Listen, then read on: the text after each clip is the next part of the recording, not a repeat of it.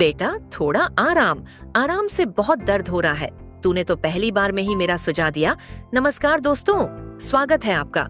इस चैनल पर मेरा नाम बब्बिता है। ये कहानी मेरा और मेरे बेटा का है। तो चलिए कहानी में आगे बढ़ते हैं। तो बेटा बोला, माँ एक बार मुझे भी मजे लेने दो ना। मैंने कहा, बेटा तुम अभी छोटे हो, तुमसे कुछ नहीं होगा।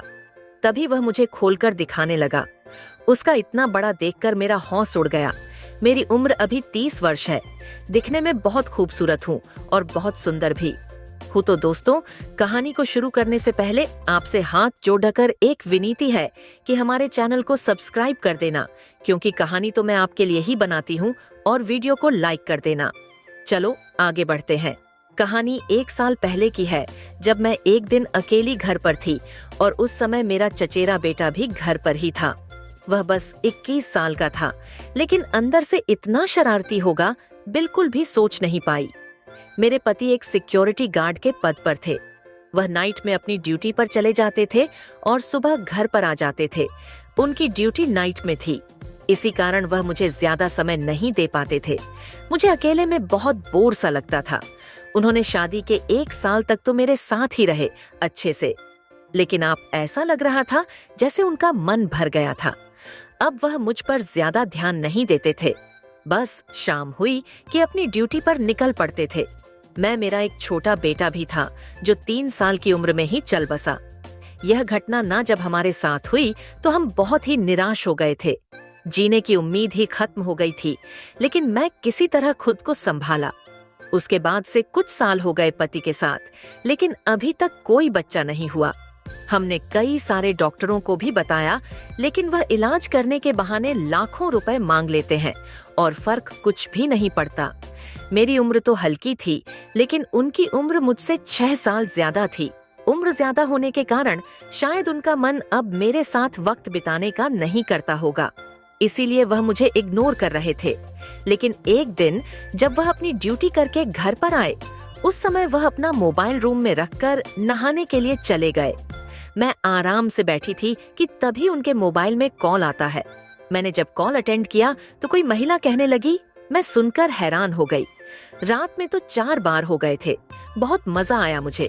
तो आज भी मुझे आपकी यादें बहुत आ रही हैं। आज भी आ जाना प्लीज, मेरे पति घर पर नहीं है। इतना सुनने के बाद मैंने कॉल कट कर दिया। मैं तो यह सुनकर हैरान हो गई। अब मुझे समझ में आया कि मेरे पति मुझे टाइम क्यों नहीं दे रहे थे। अब मेरे मन में बहुत सारे सवाल आने लगे कि ऐसा कितने दिनों से कर रहे होंगे और मुझे ड्यूटी का बोलकर किसी और के साथ चक्कर चला रहे थे। लेकिन मैंने उस दिन ठान ली दिया कि मैं आज तो लगाकर ही रहूंगी। क्या यह सच में हो रहा है? क्योंकि मुझे मेरे पति पर भरोसा था कि वह ऐसा नहीं कर सकते। मैं उस दिन उनके करीब जाने की कोशिश कर रही थी, लेकिन वह मुझे इग्नोर करते जा रहे थे। मुझे तो पता चल गया था, लेकिन मैं नाटक कर रही थी कि वह मुझ पर प्यार जताते हैं या नहीं।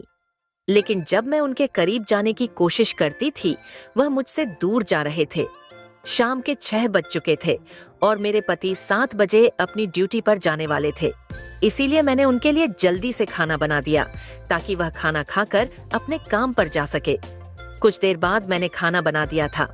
उसके बाद वह खाना खाकर घर से निकल पड़े। मैं भी चुपके चुपके से उनका पीछा करने लगी। मैंने मेरे चचेरे बेटे को कह दिया था कि मैं थोड़ी देर से आती हूँ। मार्केट से कुछ दूर जाने के बाद मेरे पति, जहाँ पर सिक्योरिटी गार्ड का काम करते थे, उनके घर के अंदर चले जाते हैं। मैं भी उनका पीछा करते करते उनके घर चली गई। उसके बाद वह एक रूम का दरवाजा खोलकर उसके अंदर चले जाते हैं। जब मैं दरवाजे को खोलने की कोशिश की तो दरवाजा अंदर से लॉक था। मैं समझ गई कि अंदर कुछ तो हो रहा है। मैं दरवाजे के पास एक छोटा सा चेहरा था। वहां से झांक कर देखा तो मेरा पति एक औरत के साथ आराम से मजे ले रहा था, वह भी बिना किसी शर्म के। मैं जब यह सब देखा तो मेरे मन में अजीब सी हलचल होने लगी। उन दोनों को देख कर मैं खुद को संभाल नहीं पाई। अब तो मैं भी पिघल गई थी। शुरू हो गया था। मैं कर भी क्या सकती थी? पति ने तो धोखा दे ही दिया था। मैं वहां से रोते हुए घर पर आ गई। उस समय मेरा बेटा मेरे कमरे में सोया हुआ था। मैं भी अपने कमरे में जाकर सोने की कोशिश करने लगी, लेकिन मुझे नींद कहाँ आती। मुझे तो बार बार वहीं दिखाई दे रहा था और अब तो और ज्यादा ही पिघल गई थी। लेकिन तभी कुछ ऐसा होता है कि मैं सोच भी नहीं सकती। मुझे रोते हुए मेरा बेटा उसके बाद वह कहने लगा, क्या हुआ माँ, क्या बात है, आप क्यों रो रहे हो? मैंने अपने बेटे को सारी सच बता दी। मैंने उनको रूम वाला सीन भी बता दिया। पहले पहले तो मेरा बेटा मुझ पर यकीन नहीं कर रहा था, लेकिन मेरी आंखों से निकलते हुए आंसू के कारण वह मुझ पर यकीन करने पर मजबूर हो गया। मेरी बात सुनकर उनके अंदर का शेर जग चुका था।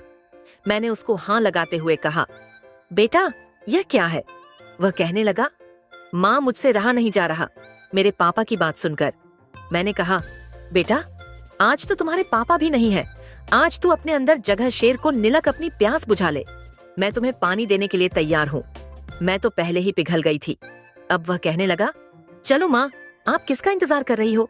मैंने कहा, बेटा तुम अभी छोटे हो, तुमसे नहीं हो पाएगा। तभी वह मुझे अपने अंदर जगह शेर को बाहर निकाल देता। मैंने उनको शांत करने के लिए पानी पिलाया। मेरा बेटा इतनी देर तक मुझे समय देगा, मैंने सोचा नहीं था। मैंने कहा, बेटा इतनी देर तक तो तुम्हारे पापा भी सुस्त हो जाते थे, उनको तो कुछ भी नहीं आता है। लगभग 2 घंटे बाद मेरे बेटे का मन शांत हो गया। उसके बाद हम सो गए, लेकिन हमको मेरे पति यह सब करते हुए देख लेते हैं, लेकिन उन्होंने हमको कुछ नहीं कहा। और जब हम सुबह उठे तो कहने लगे, अरे वाह बेटा, इतनी देर देर तक कैसे कर लेते हो? मैं समझ गई कि मेरे पति ने सब कुछ देख लिया है। मैंने भी उनको उनकी सारी सच्चाई बता दी। तभी वह मुझे सब माफी मांगने लगते हैं। मैंने भी उनसे माफी मांगते हुए उनको माफ कर दिया। हम तीनों को बहुत अफसोस हुआ, इसलिए हमने सारे गलत रिश्ते खत्म कर दिए और उसके बाद हम तीनों ने एक नई जिंदगी की शुरुआत की। यह एक काल्पनिक कहानी थी जो केवल शिक्षा के उद्देश्य से बनाई गई है, जिससे कि लोगों को ऐसा करने से रोका जा सके। तो दोस्तों, आपको यह कहानी कैसी लगी कमेंट करके जरूर बताएं, और नए हैं तो हमारे चैनल को सब्सक्राइब करके हमें सपोर्ट करें। हम आपके लिए ऐसी रोमांटिक कहानियां लाते रहेंगे। धन्यवाद।